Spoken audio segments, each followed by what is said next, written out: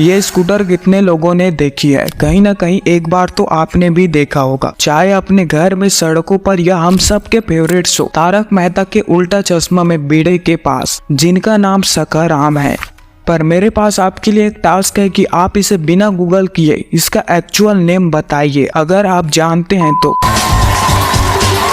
अगर नहीं जानते फिर भी आपके लिए तालियां, क्योंकि अगर आप इस वीडियो में अपना टाइम इन्वेस्ट करते हैं तो आप उन 90% लोगों में नहीं हो जो अपना टाइम उन फिजूल के वीडियो में खर्च कर देते हैं जो कोई काम के होते ही नहीं है। तो इस वीडियो के अंत तक तो पता चल ही जाएगा कि आपके पास कितने क्यूरियोसिटी और पेशेंस है। तो मेरे प्यारे दर्शकों और मित्रों, आज हम इसी स्कूटर की कंपनी और बजाज ग्रुप का एक बड़ी कंपनी बजाज ऑटो के बारे में जानेंगे। इनकी शुरुआती बिजनेस चैलेंजेस क्या थे जो हर कोई शुरुआती बिजनेस करने वालों को होता है, और बजाज ऑटो आज इतनी बड़ी कंपनी कैसे बनी, इनके बारे में जानेंगे। इस वीडियो में आप ऐसे ऐसे बातें जानोगे जो आपके बिजनेस में तो काम आएंगे ही, पर कभी ना कभी आपके रियल लाइफ में भी वो चीज काम आ ही जाएंगे। तो चलिए बिजनेस के खिलाड़ियों जानते हैं माइलेज किंग बाइक्स बनाने से लेकर यूथ को सबसे ज्यादा पसंद आने वाली बाइक पल्सर को बनाने तक का बिजनेस है, और जाने माने उद्योगपति राहुल बजाज के बारे में। बजाज की शुरुआत होती है जमुना लाल बजाज से। जमुना लाल बजाज का जन्म 4 नवंबर 1884 को काशी का बास में हुआ था। उनके पिता एक गरीब किसान थे। जमुना लाल का जन्म भले ही गरीबी में हुआ था, लेकिन किस्मत का या उस ऊपर वाले की कृपा, जब वो 5 साल के थे तब सेठ बछराज ने अपने पोते के रूप में उसे गोद ले लिया। सेठ बछराज अपने समय के धनी एवं जाने माने व्यापारी प्रतिष्ठित व्यक्ति थे।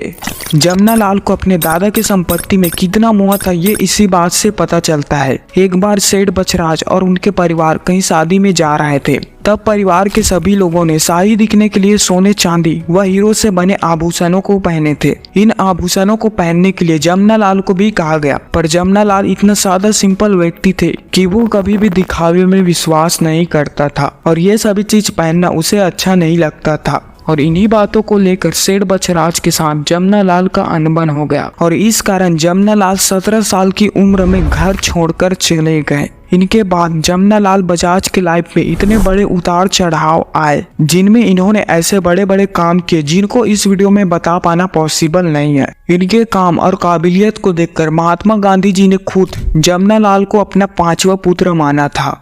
इस दौरान बजाज का स्थापना 29 नवंबर 1945 को हुआ था। शुरुआत में बजाज 2 और 3 व्हीलर की गाड़ियों को बाहर से मंगाकर बेचा करता था, क्योंकि इनको शुरू में गाड़ियों का मैन्युफैक्चर करने का कोई लाइसेंस नहीं मिला था। पर सरकार के साथ अच्छी उठ बैठ के कारण को 1959 में लाइसेंस दे दी गई, जिनके बाद पियाजो कंपनी के साथ पार्टनरशिप कर वेस्पा स्कूटर को बनाना शुरू किया। जैसे कि हम ज्यादातर बड़े बिजनेस में देखते ही हैं कि उसे चलाने के लिए लाइसेंस लगती ही है। जैसे पेट्रोल पंप को ही ले लीजिए, इनको चलाने के लिए आपके पास लाइसेंस होना अनिवार्य है। अब ऐसी स्थिति में हमें जमुना लाल से सीखने को मिलता है कि अच्छी व्यक्तित्व और नेटवर्किंग के बल पर आप कुछ भी हासिल कर सकते हो, चाहे वो लाइसेंस हो या पैसा हो। इसी बीच जाने माने उद्योगपति राहुल बजाज का पढ़ाई चल रहा था, जो कि जमुना लाल के पोते थे। उन्होंने अपनी MBA की पढ़ाई पूरी करने के बाद 1968 में मुख्य अधिकारी के रूप में बजाज ग्रुप को ज्वाइन कर लिया। राहुल बजाज ने बिजनेस को प्रैक्टिकल और किताबों के माध्यम से पूरा बिजनेस के अंदर डुबकी मार चुका था, जिसके कारण जब उन्होंने ज्वाइन किया उसके कुछ सालों बाद 1972 में हम सबके प्यारे और जाने माने स्कूटर बजाज चेतक को लॉन्च कर दिया। कितने लोगों को इनका नाम पहले से पता था और कितने लोगों ने इनका नाम अभी जाना, उन सब के लिए तालियां, क्योंकि पेशेंस होता है ना, ये हर कोई में होता नहीं है। तो बजाज चेतक मार्केट में आने के साथ तुरंत ही हिट हो गया, और 5 साल के अंदर 1977 में चेतक की सेलिंग 1 लाख पार कर चुकी थी। 1986 में ये आंकड़ा 8 लाख पार कर चुका था। चेतक इतना फेमस हो गया था कि इसको खरीदने के लिए इनका वेटिंग टाइम 2-3 साल तक बढ़ गया था। आपने ये बात तो कभी ना कभी सुनी ही होगी, अपॉर्चुनिटी कहीं से भी आ सकती है, इसके लिए आपको हमेशा तैयार रहना चाहिए।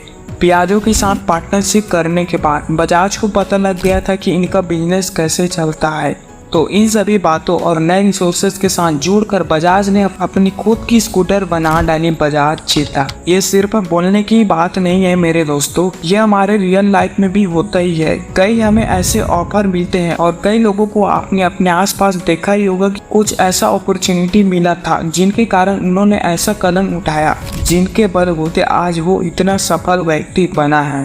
वीडियो में हम वापस चलते हैं क्योंकि इन्हें ज़्यादा बताने की जरूरत नहीं है। तो अब देखो एक बिजनेसमैन का दिमाग। राहुल बजाज ने देखा कि हम तो स्कूटर मार्केट में धूम मचा ही रहे हैं, क्यों ना अब हम बाइक मार्केट में भी एंटर करें।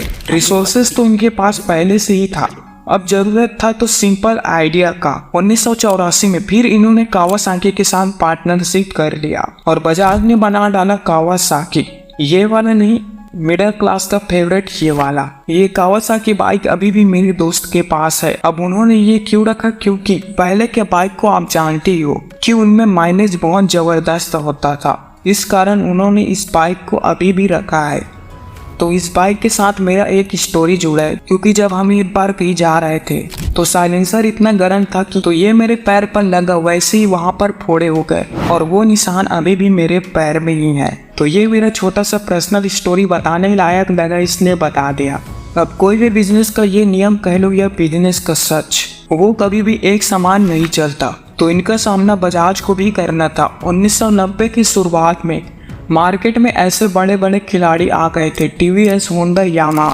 इनके बाइक्स की सेल इतनी बढ़ गई थी कि बजाज ने अपने आप को खुद को देखा तो उन्होंने पाया अपने आप को चौथे नंबर पर। इस बीच कावासाकी को लोग इतना ज़्यादा पसंद नहीं कर रहे थे। इनको देखते हुए बजाज ऑटो ने अपनी बाइक्स लाने की सोची, पर इनके पास रिसोर्स था पर इतना नहीं कि ये खुद का बाइक बना पाए। इनके पास बाइक बनाने वाले टेक्नोलॉजी नहीं थे, बाइक्स बनाने वाले वो लोग नहीं थे और बजाज को बाइक बनाने का एक्सपीरियंस भी कम था।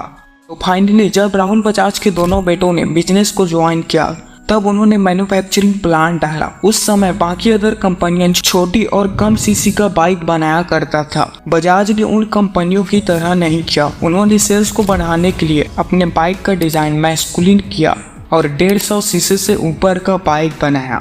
जो यामा, होंडा और टीवीएस थे, इनका बाइक 80 सीसी और 100 सीसी के होता था। इनका डिजाइन और पावर को देखकर लोग बहुत ज़्यादा आकर्षित हुए। फाइनली 24 नवंबर 2001 को बाइक को लॉन्च कर दिया। शुरू में उस बाइक में बहुत प्रॉब्लम थी, पर सुधार करते करते वो सबसे पसंदीदा और स्टाइलिश बाइकों में से एक बन गया। जान गए उस बाइक को तो उस बाइक का नाम कमेंट में जरूर बता देना। वीडियो देखते ही देखते कैसे खत्म हो गया ये पता ही नहीं चला।